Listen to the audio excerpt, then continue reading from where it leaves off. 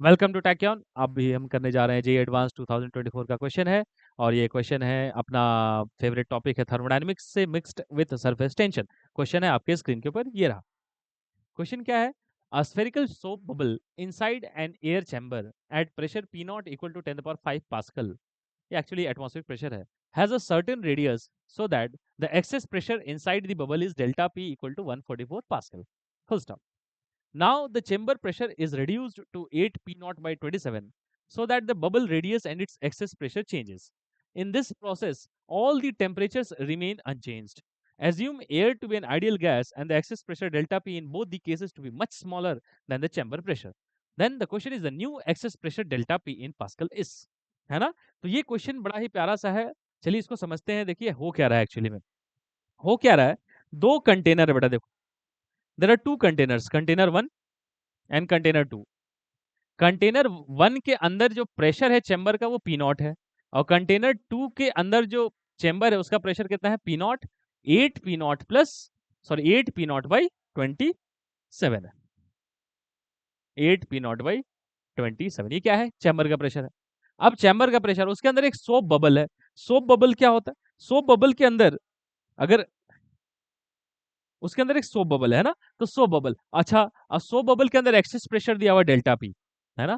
तो यहाँ पे प्रेशर, जो एक्सेस प्रेशर है यहाँ पे, वो डेल्टा P1, चलो इसको मैं बोल देता हूँ, ये कितना दिया हुआ है? 144 पास्कल एक्सेस प्रेशर इन दी सोप बबल। अब कहता है क्या कि अगर मैं चैम्बर का प्रेशर को चेंज करूं तो ऑब्वियसली क्या होगा? Access pressure inside the soap bubble भी चेंज होगी, है ना? चैम्बर का प्रेशर चेंज करेंगे तो access pressure inside the soap bubble भी चेंज होगी, radius of the soap bubble भी चेंज होगा। तो उसी में उसका इंटरेस्ट है।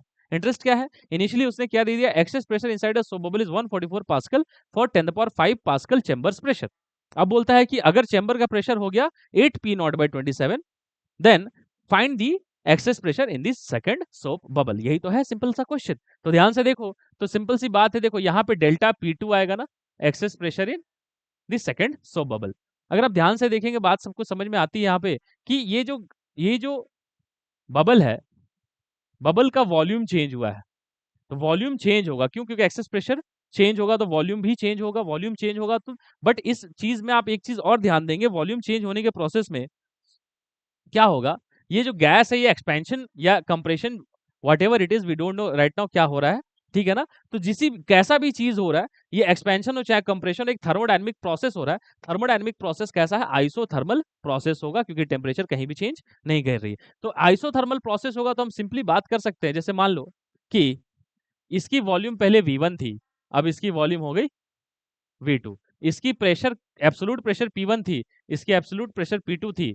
तो क्या होगा? हम कह सकते हैं कि अगर प्रोसेस आइसोथर्मल है तो P1 V1 इक्वल टू क्या होगा? P2 V2, है ना? अच्छा, P1 कितना होगा? एब्सोल्यूट प्रेशर अंदर कितना होगा? तो एब्सोल्यूट प्रेशर देखो, एक्सेस प्रेशर कितना है अंदर में? 144 है। तो अंदर का प्रेशर कितना होगा? बाहर वाले से ज्यादा कितना है? 144।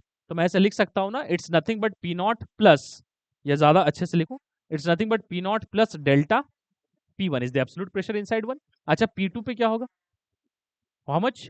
8 P not by 27 plus how much? Delta P2। ये तो एक्सेस प्रेशर है इनसाइड में। अब इसको रखो वहां पे, देखो सिंपल मैथमेटिक्स से देख, क्या लिखेंगे? P1 की जगह P not plus delta P1, P not plus delta P1, volume रहने दो V1। अच्छा, यहाँ क्या लिखेंगे? P2 की जगह 8 P not by 27 plus delta P2, volume रहने दो V2, है ना? अच्छा, यहाँ पे अगर ध्यान से तुम देखेगा तो तुम्हें बात समझ में आएगी। देखो कि वॉल्यूम क्या है? वॉल्यूम 1 कितना है? वॉल्यूम है अपना 4/3 पाई R1 क्यूब। तो ये रेडियस सपोज है R1, और ये रेडियस है सपोज R2। तो वॉल्यूम 2 कितना हो जाएगा? 4/3 पाई R2 क्यूब। अच्छा, हम ये भी जानते हैं कि एक्सेस प्रेशर जो होता है बेटा, डेल्टा P1, ये कितना होगा? 4T/R1। हमें फॉर्मूला पता है सरफेस टेंशन का। एक्सेस प्रेशर इसमें कितना होगा? 4T/R2। तो R1 की जगह मैं लिख सकता हूं ना, it is nothing but 4T delta P1, और R2 की जगह मैं क्या लिख सकता हूं? Again 4T delta P2। अब आ जाओ, इसको यहाँ रिप्लेस करो। क्या करो यहाँ पे? वॉल्यूम क्या है? वॉल्यूम में आप ध्यान से देखो तो क्या होगा? वॉल्यूम में क्या है टर्म्स? 4/3 पाई R क्यूब है। तो यहाँ क्या होगा? देखो अगर मैं लिखूं यहाँ पे तो P not plus delta P one, यहाँ क्या है 4/3 pi R one cube is equal to 8p0/27 plus delta P not, और यहाँ पर भी 4/3 पाई आर टू क्यूब। इसमें क्या कैंसिल होता हुआ नजर आ रहा है आपको? 4/3 पाई और 4/3 पाई कैंसिल। अब देखो आगे की बात करते हैं, तो क्या दिख रहा है मुझे? P not plus delta P one divided by R one cube is equal to 8p0/27 plus delta P two by R two cube. अच्छा, आर वन की वैल्यू क्या है? आर वन की वैल्यू है 40/डेल्टा पी वन। तो R one की जगह लिख दो P not plus delta P one, यहाँ लिखना है मुझे कितना? आर वन क्यूब की जगह 4t, तो नीचे रखेंगे ना, तो हाँ, तो 4t/डेल्टा पी वन। अच्छा, ये ऊपर है ना, अच्छा डिनोमिनेटर में है आर वन क्यूब, मैंने नीचे लिख दिया, सॉरी। तो ये जो आर वन क्यूब है, ये तो, सॉरी, इसको मैं रीराइट करता हूँ, ये न्यूमरेटर में मैंने नीचे लिख दिया, ठीक है। तो देखो क्या है बेटा, यहाँ लिखेंगे आर वन क्यूब और यहाँ पे आर टू क्यूब। अच्छा, आर वन क्यूब की जगह अभी देखो 40/डेल्टा पी वन, तो क्या लिखेंगे? सरफेस टेंशन सेम ही है क्योंकि ड्रॉप तो सेम ही है, बबल तो सेम ही है, तो 40/डेल्टा पी वन होल क्यूब, यहाँ पे 8p0/27 plus delta P two 40/डेल्टा पी टू होल क्यूब। अब यहाँ पे मुझे साफ साफ दिख रहा है क्या, कि ऊपर से 40 क्यूब और 40 क्यूब घट जाएगा, तो क्या बचेगा बेटा? P not plus delta P one by delta P one cube, और यहाँ क्या बचेगा? 8p0/27 plus delta P to, और यहाँ पे भी नीचे में क्या बचेगा?